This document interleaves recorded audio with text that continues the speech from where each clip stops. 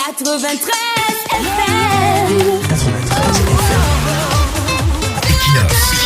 Radio.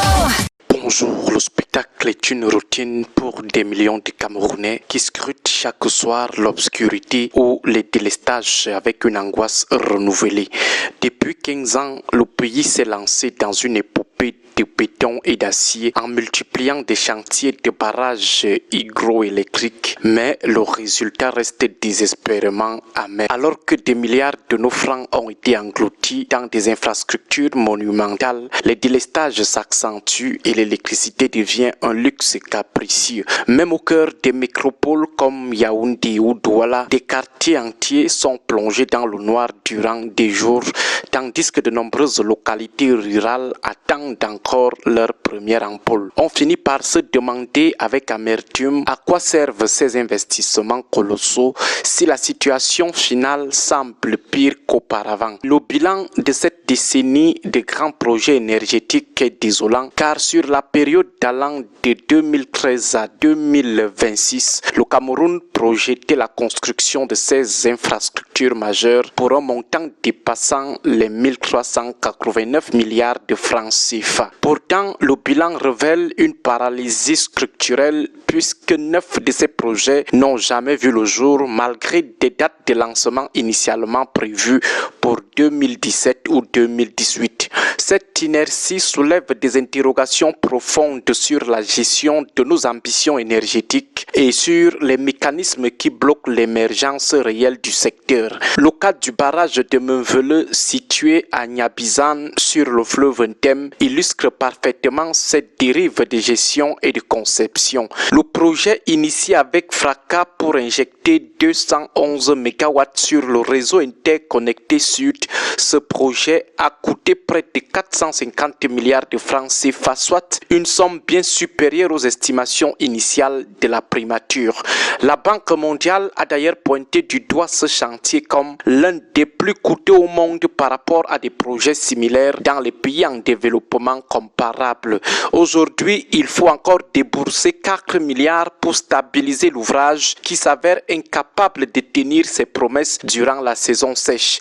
En début d'année 2024, de temps à autre, la production tombe même à zéro à cause du faible débit du fleuve, prouvant que l'étude de l'aléa climatique a été lamentablement négligée. Plus à l'est du pays, le barrage Lom-Pangar, avec sa centrale de pied de 30 MW, devait apporter la lumière à une région longtemps délaissée.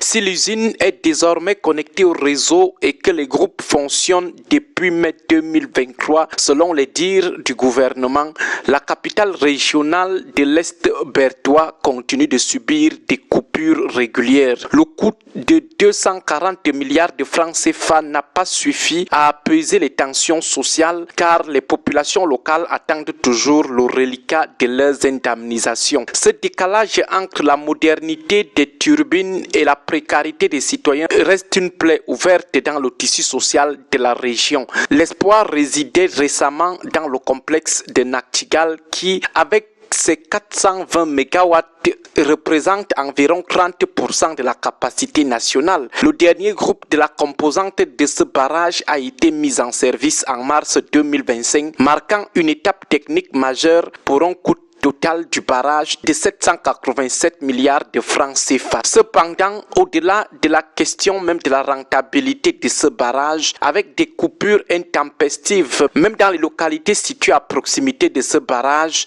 un nouveau piège financier se referme sur l'État puisque le contrat stipule le paiement d'une facture mensuelle de 10 milliards de francs CFA, que l'énergie soit consommée ou non. Pendant que l'on rêve d'exporter 100 MW vers le Tchad dès 2027, le consommateur camerounais continue de payer le prix fort pour une instabilité persistante. D'autres échecs viennent noircir le tableau comme le barrage de Mékine, dont la production s'effondre à moins d'1 MW durant l'étiage à cause d'un site trop plat. Pire encore, les essais de 2017 ont provoqué des inondations désastreuses pour les riverains, prouvant une fois de plus les lacunes techniques du projet. Dans la Damawa, le projet Bini Awarak est à l'arrêt pour des problèmes de financement après avoir été lancé sans études bouclées illustrant une navigation à vue coûte aujourd'hui très cher aux contribuables camerounais.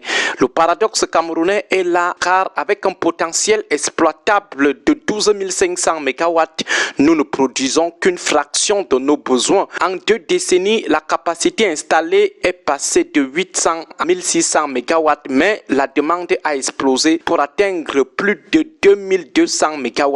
Malgré les statistiques officielles qui affichent un taux d'accès en progression, la réalité quotidienne est celle d'une souffrance énergétique qui bride l'économie et humilie les ménages. Le Cameroun construit des barrages, mais il oublie de construire une gouvernance énergétique cohérente et transparente. Du coup, nous sommes toujours plongés dans le noir malgré les milliards dépensés dans les grands projets qui ont été soit mal montés, soit mal exécutés et qui ne nous apportent absolument rien, comme les péages dits automatiques dont l'évocation a été faite hier. Agréable journée à tous, que Dieu et nos ancêtres continuent de porter leur regard sur nous. 93 FM.